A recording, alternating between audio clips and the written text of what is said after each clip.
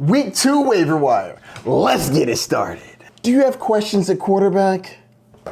Don't worry, I got you. Pick up Daniel Jones. I can't believe I'm saying this, but he's a good grab. Don't like the matchup this week versus Denver, but he will get the job done with his legs. And just like Jameis Winston back in the day, they may turn the ball over, but he's probably gonna sling it, and he's definitely gonna run it. He rushed for 2 touchdowns last week. Crazy work. I wouldn't expect him to be number 1 quarterback this week, but I do think it's worth an ad. Pick up Michael Penix. The kid was slinging it. He threw it 42 times last week, and he rushed in for a touchdown. Add that to his almost 300 yards, pretty solid grab. Going up against Minnesota, not the best of matchups, but if we're week 2 and you need a quarterback, he's an option. Grab Geno Smith. He threw for 362 yards and a touchdown. He did have a pick, but I like that he had almost 400 yards. If the touchdowns fall his way, I'll have a pretty solid day. Going up against the Chargers doesn't really scare me. Not bad. I don't know if Aaron Rodgers throws for 4 touchdowns again this year, but he might give you a couple 3 touchdown games. If you're desperate,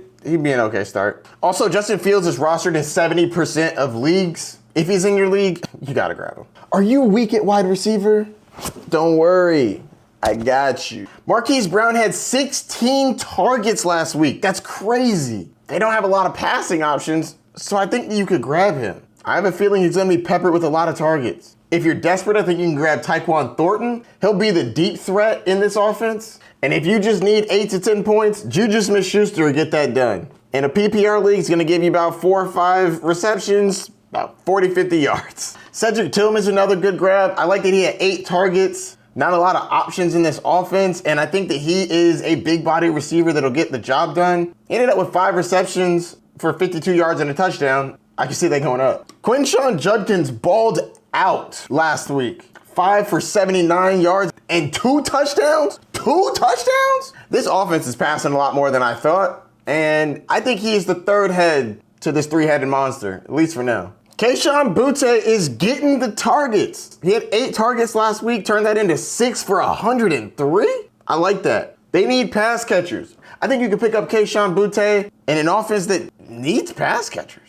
And Wan'Dale Robinson is always involved. If you need 6 receptions for 50 yards, he's your guy. Wide receivers that are not available in most leagues, but you should still stop and check. Keenan Allen proved that he is going to be a target in this offense. If he's out there, grab him. Darnell Mooney should be back from injury soon. If Drake London misses any time, he's definitely going to get a lot of work. And if you're really lucky, Keon Coleman will be out there on the waiver wire. I wouldn't hold your breath, but he is available in 26% of leagues. Check to see if he's out there. I know. He's not available in your league. Well, I'm not talking to you. Moving on to running backs. Are you having a rough time at running back?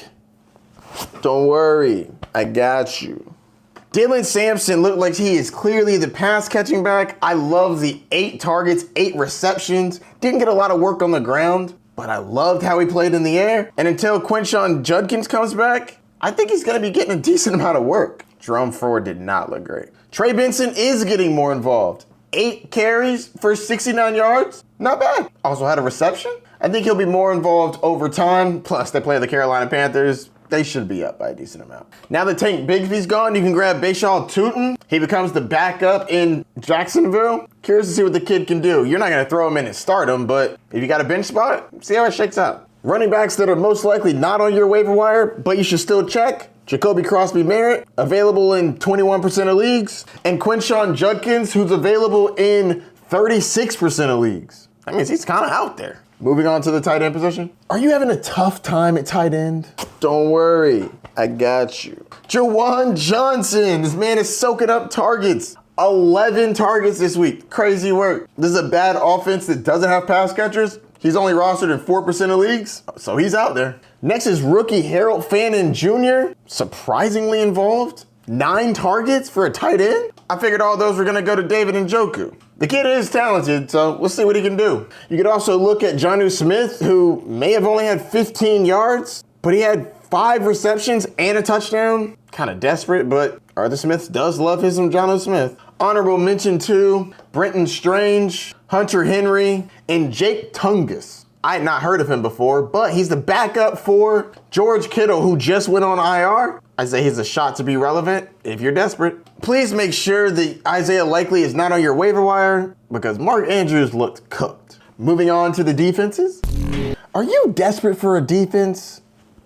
Don't worry, I got you. The San Francisco 49ers have an excellent matchup going up against the New Orleans Saints. Sign me up. The Saints matchup is the reason I picked up the San Francisco 49ers at the draft. Check, please. The Arizona Cardinals face the Carolina Panthers. I like that matchup. Fire them up. And the LA Rams get to go against the rookie and the Tennessee Titans. Anytime you can go up against the rookie, pretty solid. For defenses, you're really finding the bad teams, and whoever plays them, it's gonna be all right. So if you have any questions, hit me up. Don't forget to like, subscribe, and the notification bell down below. I'll see you soon, Bay Nation. Good luck on the wire. Peace.